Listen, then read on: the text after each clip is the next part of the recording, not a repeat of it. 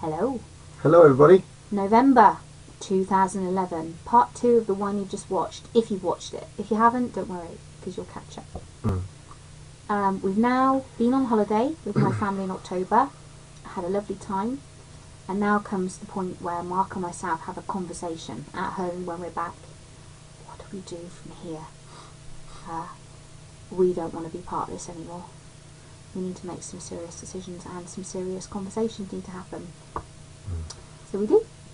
And I said to Mark that we need to make this conversation first with our family members that are close, namely my mother and my father. And Mark's mum and dad, by the way, are no longer with us. They passed away many years ago. Actually, your dad's 2 years ago, wasn't it? He had cancer, and Mark's mum was disfellowshipped. Lovely lady, really lovely lady. Beautiful and woman. If she was alive today, there's a few things and a few conversations I'd have liked. We'd like to retrace and talk to her. I talk to her all the time in my head. That's another story. But both JWs in their own right for different reasons. My mum was disfellowshipped for no particular reason, but that's another story. Besides that, both of them died. We buried both of them in the same field ourselves. We dug the graves. We took them and took the certificates. We went all the way up to another part of the country, to a beautiful area in a valley, a nature reserve. We dug the graves ourselves, different times over a 2-year period, obviously, when both of them died. And we buried both of them. And the children were there, and also my sister's children, both sisters were there with their kids. Who are non-JWs. They're non-JWs, both of them. But I'd also like to say that that's something called a green burial. That's something we chose to do because that was their wishes. Yep. I don't think many people could have done that, but we thought it was a beautiful way of saying goodbye, because you actually had a hands-on thing. None of this cold in a church. Even it's someone else. Behind curtains. No, I didn't want to do that. These are our family, it's our flesh. So we bury it ourselves. We dug the grave, as actually the Israelites, and that would have done years ago. Yeah. They take their family member and they bury them. They bury the bodies. They bind the bodies and they bury the bodies. That's exactly what we did. Exactly what we did. So not new to this world, but new probably to the modern world. It was very fulfilling, if I can say that. We managed to say goodbye. There's a big closure issue went on there. It was lovely. But so that's Mark's situation with his family, and with mine, we're now at the position where I have to say goodbye to them. And I rang my dad and I said, "Dad, hello," and he went, "All right," but he's up a ladder, he's window cleaning, and I said, "Just to let you know that we've made a decision and we're no longer going to be Jehovah's Witnesses." You should have asked him where he was first, because you know he's a window cleaner. He's stuck up a ladder somewhere. I mean, it's a very dangerous thing to do. It was actually, but I know my dad. He's very Where are you, Dad? We need to see something profound. But he's very level-headed when it comes to things like that. He just takes it and goes, "Yeah, all right, okay, we'll talk about it later." Yeah, not one for shocks. Anyway, told him, "Fine, all right. Well, I'm not going to ignore you," was his comment. "I'll have a chat with you about it another time." I went, "All right, fine. See you later."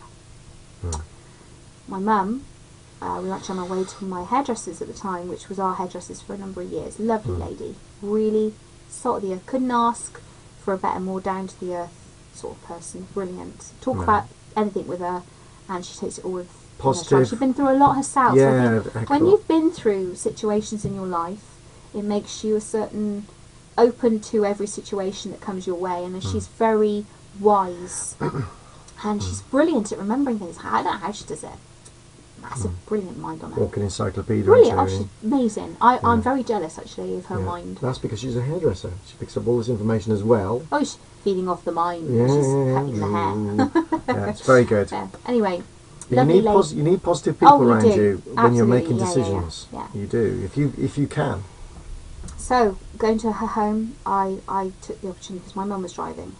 And I said to her, "I've got to tell you something.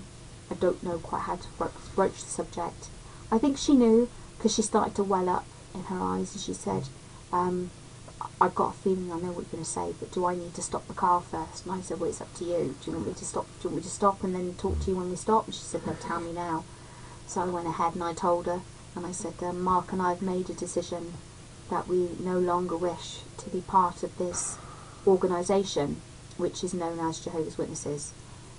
And she started to blub, and I wasn't sure. I knew she would, because that's my mum. I loved her bits, but she's a very emotional person, so it comes out in the tears. I thought, but behind those tears, she needs to understand why. And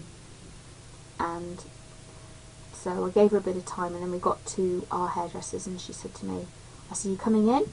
And she said, "I'm not sure yet." So I said, "Okay, well, I'll be in there having my hair done. When you're ready, you want to come in and talk." So anyway, a few minutes later she came in, and in the meantime I'm filling the hairdresser in, because she's very much aware of myself, my mother, my family situation, and she's looking at the situation, trying to help and give wise worldly wisdom as to where to go from here, because it's anyway. So Mum comes in, and she said, "I'm not sure if I'm going to come for my next one," cutting her off as well as me. And I'm thinking, well, she's not a JW, I understand, but we'll go from there. So the cutting has already started. Got the big chopper out, and she's starting to chop. Oh yes. And I kind of knew in my heart of hearts that's the way my family would be. Respectfully ask if I just say something here. Okay, from all those that are JWs right now, this is something that you're. I'm asking you to think about very carefully. My wife has just said that about her mother, announced to her what our intentions were, and within literally seconds, her mother is already cutting us off.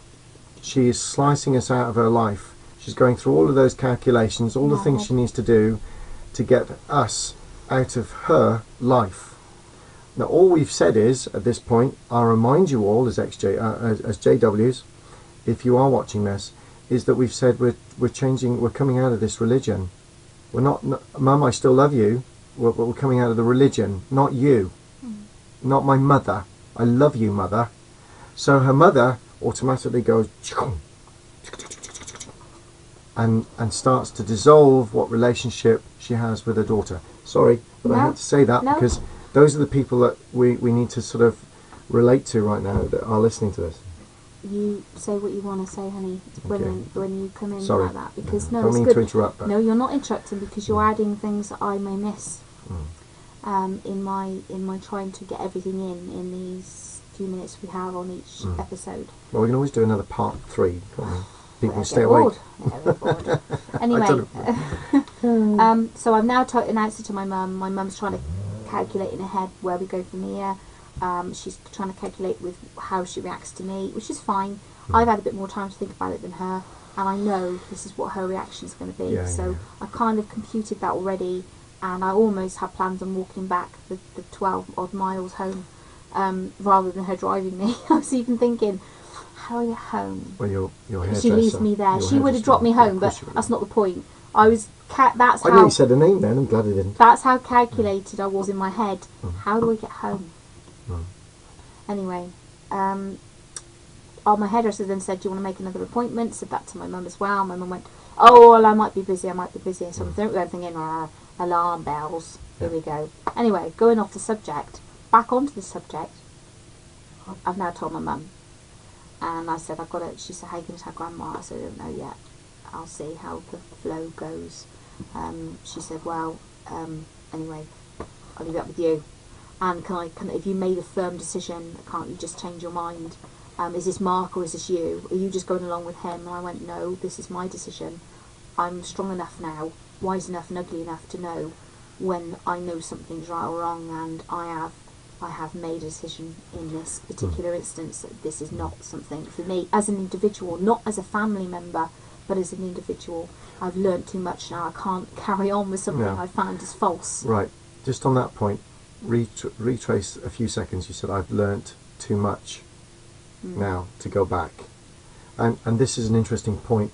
A lot of witnesses start blaming someone for pulling someone out, and that's a real shame, because that's an insult to this lady, a real insult. She can make her own decisions. She always has done in her life, and she always will do. She bases it on checks and balances. You look at something, you assimilate all the information in front of you, and then you make a decision. She made a decision based on her own about this religion. I made mine. Thank goodness we did it together. I know it's very rare out there that this happens, and there are many desperate individuals that are married, male or female, that have family or whatever, and are looking at this thinking, you're so lucky to be in that position. Yes, we are. Yes, we are. It's through prayer and through education, a lot of it, and somehow timing was an important part to get it right. But what I would say is that just because our circumstances are like this, it's almost the perfect way of getting out, because we were together and we had each other to look after each other.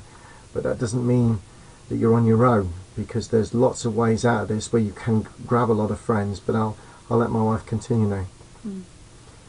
Well, I'm at the position now where I've announced it to both of my immediate family, mother and father. I still have a grandmother, aunties, uncles and brother to announce it to. I'm not quite sure how I'm going to do this, but things take its turn as they normally do. I was put in a position, we'd invited my grandmother to go to Scotland in the February of this year, which is 2012. We'd also booked to go to a concert to see Jules Holland, and we paid for that up front, which because she loves Jules Holland. It was all off. I All off. announced it to her, and the first thing she said to me was, "Well, I can't come to the concert now. I can't concentrate on that." You're dead. You no longer exist. Where's the stones? Now, I want to throw them at you. This is a lady who, when we were disfellowship, when we got married, even though she knew we loved each other and actually was probably free in her mind, even though she said we weren't, crossed the road to the other side of the road when I was coming up the same pathway. I don't want to speak to my granddaughter. Stepped in front and looked inside somebody's window. Yeah, I'll turn my back on you. Ignore me. We mended our ways. She had a watching stroke us, in between that point and me being reinstated and everything else, and we became very close, and we took her on holiday every year to look after her. We told her we love her, and I love the fact that we still do. We built a relationship with her back up. But suddenly that relationship with this one announcement was bang, straight now, away. It took me in mind to a watchtower which we had as Jehovah's Witnesses that said about, is it right to change your religion? And it was actually the title of a watchtower. Of course you have that right. And it was about a Sikh, and it was a female woman within Sikh in the Sikh religion who wanted to leave. And they said yes, it's okay, yes, proactive. Change your religion. But then going back to last year, was it in July? About people who leave the organisation of Jehovah's Witnesses then become mentally diseased. So it's okay if you leave other religions to be a Jehovah's Witness, but if you leave the Jehovah's Witness to be another religion, you're mentally diseased. By the way, I'm coming back on this mentally diseased one because I've got things to say on that. I'll leave that to Mark because he's the boffin when it comes to talking about the facts and the figures and everything else. I'm just filling in the gaps of our situation that leads up to certain things, and now we're at the point where we've left, and all of my family members, which is what shocked me, we've taken my auntie uncle on holiday. I get a letter, sorry you've made this decision, upset to hear your decision, but thank you for all of your help and support over this very difficult year, dear John, obviously because of what happened to my cousin. And then thank you for introducing us to such a wonderful holiday place, which we will be returning to. Without you, of course. Without you, of course. And they went back in February this year because it was their anniversary. Fine. Good. Glad we introduced you to it. Glad you like it. And if you're watching this, I hope you get an enjoyment from it. While you're down there on the coast, have a prayer. Think about things. But at the end of the day, we love them. My cousin also sent me, my other cousin, my third cousin, also who's actually an elder now, very young elder, he's 20 something, very young, early 20s. No, about 28. Is he? Yes, well. Well, see, we don't do birthdays. You never know. You never know with JW. He is now an elder, and he sent me a card as well saying, we still want to know the children. However, don't contact me unless it's an emergency. Nice. In other words, goodbye. Goodbye. So both letters were John Doe, dear John. Nice knowing you. Farewell. Fine. But we're now at the situation where we have announced it. My family suggested, now this is where we're going to come on to the third video, to not write a letter of resignation to the society, to fade away. Fade away. Don't come to so many meetings. Now, my next video with Mark, which I'm going to be literally in the next few seconds, I'm going to say to you what happened next with regards to my family. See you in a minute. Bye. Bye.